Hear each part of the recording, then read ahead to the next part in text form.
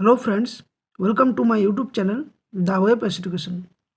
So friends, দেখো তোমাদের যে ক্লাসটা সিরিজে চলছিল, যে target WB primary TET 2022 interview, তার আজকে 29 নম্বর ক্লাস। অর্থাৎ এর আগে আমি 28টা ক্লাস আপলোড করে দিয়েছি। সেখানে তোমরা সমস্ত প্রশ্ন যেগুলো 2017-তে করা হয়েছে ইন্টারভিউতে, সেই প্রশ্ন এবং সাথে সাথে তার অনুকরণে কিছু প্রশ্ন রয়েছে এবং টপিক ওয়াইজও ক্লাস রয়েছে, যেমন এনসিএফ 2005 রয়েছে, বিভিন্ন শিক্ষা কমিশন রয়েছে, সাথে সাথে ক্লাস 3, 4, 5 যে আমাদের পরিবেশ বই, সেখান থেকে প্রশ্ন রয়েছে।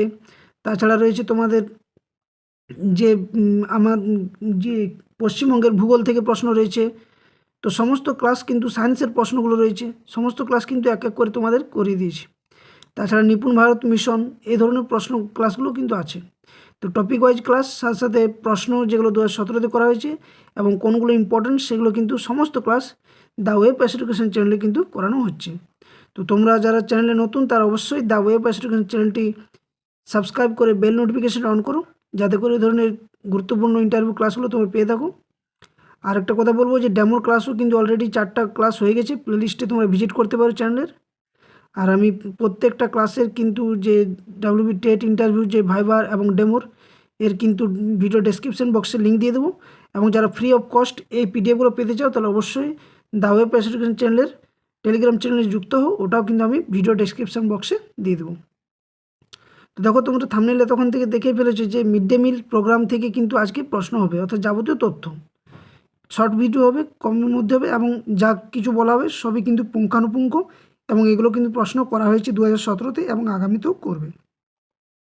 তো অবশ্যই ভিডিওটি শেষ পর্যন্ত দেখো, এবং দেখার সাথে সাথে বলো ভিডিওটি লাইক করো ও বন্ধুর সাথে শেয়ার করো, যাতে সকলেই উপকৃত হয়। তো চলো শুরু করা যাক ভিডিওটা। দেখো প্রথম কি রয়েছে, সরি একটু ওয়েট। দেখো প্রথম যেটা রয়েছে সেটা হচ্ছে মিড ডে মিল স্কিমের আজকে যে সম্পূর্ণ তথ্য। প্রথম বলছি যে মিড ডে মিল প্রোগ্রামটা কী বা মিড ডে মিল স্কিমটা কী।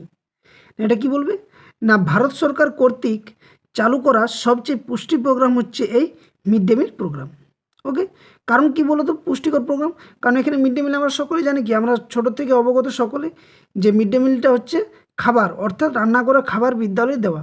আগে কিন্তু দেখবে আমরা যখন ছোটো ছোটো ছিলাম তখন কী হতো, স্কুলে মাসে মাসে চাল দিত, শুকনো চাল ডাল এসব দেওয়া হতো।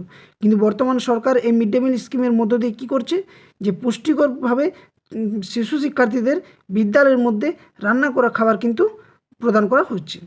এই প্রকল্পের আওতায় সরকারি বা সরকারি সাহায্যপ্রাপ্ত বিদ্যালয় ও মাদ্রাসায় প্রথম থেকে অষ্টম শ্রেণী, মনে রাখবে যে মিড ডে মিল কত থেকে কত পর্যন্ত শ্রেণীতে দেওয়া হয়, কী বলবে, প্রথম থেকে অষ্টম শ্রেণী পর্যন্ত সমস্ত শিক্ষার্থীদের খাবার ব্যবস্থাকে মিড ডে মিল প্রকল্প বলা হয়, বা এটা হচ্ছে মিড ডে মিল প্রকল্পের মূল বিষয়বস্তু। তাহলে কি বলবে, ভারত সরকার কর্তৃক চালু করা সবচেয়ে পুষ্টি প্রোগ্রাম হচ্ছে মিড ডে মিল। এই প্রকল্পের আওতায় সরকারি বা সরকারি সাহায্যপ্রাপ্ত বিদ্যালয় ও মাদ্রাসায় প্রথম থেকে অষ্টম শ্রেণী পর্যন্ত সমস্ত শিক্ষার্থীদের খাবারের ব্যবস্থা করা হয়। খাবার ব্যবস্থা বলতে রান্না করা খাবার কিন্তু মনে রাখবে, এটা হচ্ছে মিড ডে মিল প্রকল্প। ওকে, তো অবশ্যই ভিডিওটি লাইক করো, শেয়ার করো এবং চ্যানেলটি সাবস্ক্রাইব করো। আর ভিডিওর শেষ পর্যন্ত দেখো, অনেক কিন্তু হেল্পফুল হবে তোমাদের এটা। নেক্সট দেখো 2 নম্বর কী প্রশ্ন রয়েছে না, বলছে মিড ডে মিলের প্রোগ্রামের যে উদ্দেশ্য, এই উদ্দেশ্যটা কী উদ্দেশ্যে এই প্রোগ্রামটা চালু করা হয়। কোনো যে একটা প্রোগ্রাম চালু করা হবে তার তো নিশ্চয়ই কিছু উদ্দেশ্য থাকতে পারে। তো কী উদ্দেশ্যে না, কি বলবে না, বিদ্যালয়গুলিতে শিক্ষার্থীর ভর্তির সংখ্যা বাড়ানো।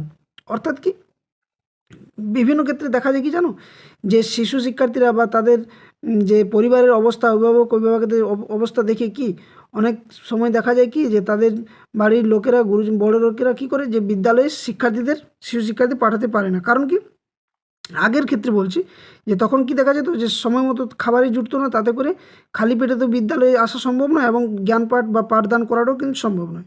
তাই এই মিড ডে মিল প্রোগ্রাম চালু করা হয়, এবং এখানে কি না, বিদ্যালয়গুলিতে শিক্ষার্থী ভর্তির সংখ্যাও কিন্তু বাড়ানো হয়, যাতে করে শিশু শিক্ষার্থীরা খাবারের জন্য, খাবারের তাগিদে যেন আসে, এবং সাথে সাথে ভর্তির সংখ্যাটাও বাড়বে এবং শিশু শিক্ষার্থীরা ভর্তি পেটে কিন্তু পাঠদান করতে পারবে।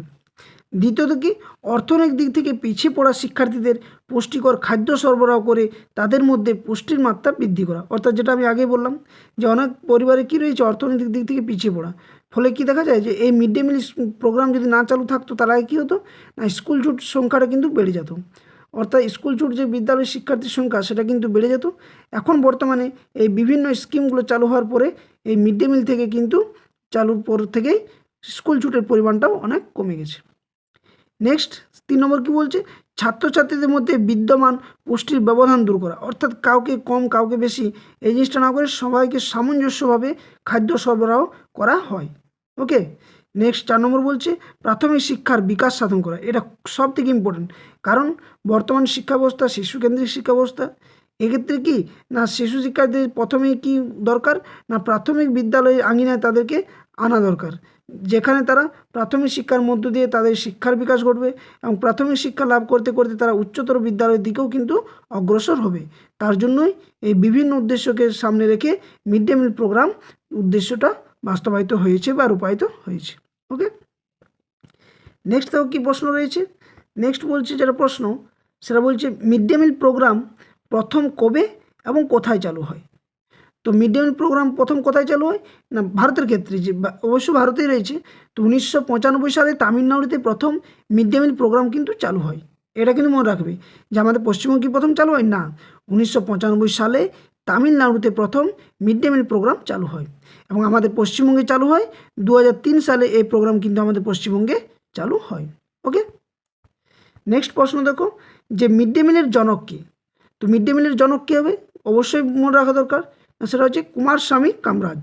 কুমারস্বামী কামরাজ কে না তিনি তখনকার তামিলনাড়ুর কি মুখ্যমন্ত্রী, অর্থাৎ যখন 1995 সালে এটি চালু হয় তখন তামিলনাড়ুর মুখ্যমন্ত্রী ছিলেন কে কুমারস্বামী কামরাজ এবং ওনাকেই বলা হয় কি মিড ডে মিলের জনক। ওকে। নেক্সট দেখো 5 নম্বর প্রশ্ন কী বলছে না কোন প্রধানমন্ত্রীর আমলে মিড ডে মিল প্রোগ্রাম চালু হয়। দেখো আমরা জানলাম যে জনককে বা কোন মুখ্যমন্ত্রীর আমলে সেটা বলতে পারো। প্রথম হয়েছিল কিন্তু তামিলনাড়ুতে 1995 সালে। তামিলনাড়ুর তখন মুখ্যমন্ত্রী ছিলেন কুমারস্বামী কামরাজ এবং ওনাকেও মিড ডে মিলের জনক বলা হয়। এবার বলছে কোন প্রধানমন্ত্রীর আমলে মিড ডে মিল প্রোগ্রাম ভারতে চালু হয়, না এটি বলবে পিভি নরসিমহা রাও। পিভি নরসিমহা রাওয়ের সময় মিড ডে মিল প্রোগ্রাম চালু হয়, তিনি ছিলেন তখনকার প্রধানমন্ত্রী। নেক্সট দেখো 6 নম্বর প্রশ্ন মিড ডে মিল প্রোগ্রামের বর্তমান নাম কি এবং কে করেন এই নামকরণ। তো মিড ডে মিল প্রোগ্রামের বর্তমান নাম হচ্ছে পিএম পোষণ স্কিম বা পিএম পোষণ প্রোগ্রাম এবং এটি চালু করেছেন নামকরণ করেছেন বর্তমান আমাদের প্রধানমন্ত্রী নরেন্দ্র মোদী। এই নামকরণ কিন্তু করেন আমাদের ভারতের প্রধানমন্ত্রী বর্তমানের নরেন্দ্র মোদী। নেক্সট দেখো 7 নম্বর প্রশ্ন কি বলছে না মিড ডে মিল স্কিমে কেন্দ্র ও রাজ্য সরকার কত শতাংশ যোগান দেয়। কেন্দ্র ও রাজ্য সরকার বলছে কত শতাংশ যোগান দেয়, এটা কি বলবে না কেন্দ্র সরকার যে সাধারণ রাজ্যগুলি রয়েছে সেক্ষেত্রে দেয় 60% এবং সেই রাজ্য নিজে দেয় 40%। অপরদিকে কেন্দ্র সরকার যেগুলো বিশেষ রাজ্য সেগুলিতে কেন্দ্র সরকার দেয় 90% এবং ওই রাজ্যগুলোই দেয় 10%। ওকে। তো কী বলবে যে মিড ডে মিল স্কিমে কেন্দ্র সরকার সাধারণ রাজ্যগুলিতে 60% এবং বিশেষ রাজ্যগুলিতে 90% এবং সাধারণ রাজ্যের রাজ্য সরকার দেয় কী বলে 40% এবং বিশেষ রাজ্যগুলির জন্য রাজ্য সরকার দেয় 10%। এটা কিন্তু তোমরা সকলে মনে রাখবে। এগুলো কিন্তু ইনফরমেটিভ যে প্রশ্নগুলো রয়েছে এখান থেকে কিন্তু প্রশ্ন করেছে এবং আগামীতেও করবে এবং 2022 স্টেটের জন্য খুবই গুরুত্বপূর্ণ। নেক্সট দেখো মিড ডে মিল প্রোগ্রামে প্রতি শিক্ষার্থী পিছু কত টাকা দেওয়া হয় আর কি বা দেন আর কি। তো সরকার কত টাকা দেয় না প্রাইমারি ক্ষেত্রে দেয় 5 টাকা 45 পয়সা। এটা মনে রাখবে প্রাইমারি ক্ষেত্রে মিড ডে মিলের জন্য প্রত্যেক শিক্ষার্থী পিছু 5 টাকা 45 পয়সা দেয়। আর উচ্চ প্রাথমিকের জন্য কত দেয় না উচ্চ প্রাথমিকের জন্য দেয় 8 টাকা 17 পয়সা। তাহলে 5 টাকা 45 পয়সা হচ্ছে কি প্রাথমিক বিদ্যালয়ের জন্য এবং উচ্চ প্রাথমিকের ক্ষেত্রে দেওয়া হয় 8 টাকা 17 পয়সা। নেক্সট প্রশ্ন দেখো 9 নম্বর বলছে মিড ডে মিল এই যে স্কিম এর উপকারিতা কী উপকারিতা। তো এর উপকার হচ্ছে না শিশুদের পুষ্টি যোগান দিতে সাহায্য করে, অর্থাৎ যেটাই উদ্দেশ্য রয়েছে। আর কি শিক্ষার্থীদের মধ্যে ভিটামিনের অভাবকে দূরীভূত করা। মানে কি দেখো অনেক শিক্ষার্থী বা ফ্যামিলিতে কী রয়েছে ভিটামিনের কি অভাব রয়েছে। এক্ষেত্রে কী হয় যে পুষ্টিকর খাদ্যের অভাবে তারা কি সঠিকভাবে তারা বেড়ে উঠতে পারে না, তাদের দৈহিক দিকটা তাদের যে শারীরিক গঠন সেটা কিন্তু অনেক দুর্বল হয় এবং এই শারীরিক দৈহিক যদি গঠন ক্ষমতা যদি দুর্বল থাকে তাহলে কি শিশু শিক্ষার্থীদের কি প্রায় শরীর খারাপ হবে এবং সাথে সাথে কি পড়ার প্রতি একটা অনীহা তৈরি হবে, পড়া থেকে তারা আস্তে আস্তে দূরে সরে যাবে। তাই শিক্ষার্থীদের মধ্যে এই ভিটামিনের অভাবকেও কিন্তু দূর করে এই মিড ডে মিল প্রোগ্রামের আওতায় পুষ্টিকর খাদ্যের মধ্য দিয়ে।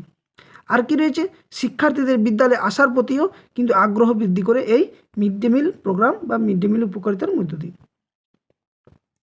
নেক্সট 10 নম্বর প্রশ্ন কি বলছে, না মিড ডে মিল প্রোগ্রামে প্রতি শিক্ষার্থী পিছু কত গ্রাম চাল ও ডাল দেওয়া হয়। তো চাল দেওয়া হয় কত, 100 থেকে 150 গ্রাম, এবং ডাল দেওয়া হয় 8 থেকে 10 গ্রাম। ওকে, তো এগুলো কিন্তু ইনফরমেশন সবই গুরুত্বপূর্ণ। তো এটাই ছিল মিড ডে মিলের যে সমস্ত প্রশ্নগুলো করা হয়েছিল সেগুলো আমি এখানে নিয়েছি, কারণ এর বাইরে আশা করছি প্রশ্ন পড়ে না, এগুলোই কিন্তু ইম্পর্ট্যান্ট। তো ভিডিওটা যদি ভালো লাগেছে অবশ্যই ভিডিওটি লাইক করো, বন্ধুর সাথে শেয়ার করো, এবং সাথে সাথে বলবো দ্য ওয়েব এডুকেশন চ্যানেলটি সাবস্ক্রাইব করে বেল নোটিফিকেশানটি কিন্তু অন করতে ভুলো না, কারণ এই ধরনের ভিডিওগুলো তোমার সমস্ত কিন্তু আমার এই চ্যানেলের মধ্য দিয়ে পেয়ে যাবে। একদম পুরো ডেডিকেটেডভাবে ক্লাস করানো হচ্ছে, অবশ্যই কিন্তু চ্যানেলটি সাবস্ক্রাইব করে রাখো। আর আমি ভিডিওর ডেসক্রিপশানে আমার টেলিগ্রাম চ্যানেল লিঙ্ক এবং সাথে সাথে যে ডাব্লিউবি টেট ইন্টারভিউ যে ভাইবার এবং ডেমো ক্লাসের প্লেলিস্টটাও আমি কিন্তু প্রোভাইড তোমাদের করে দেবো। তো অবশ্যই ভিডিওটা শেষ পর্যন্ত দেখার জন্য সকলকে ধন্যবাদ। ওকে।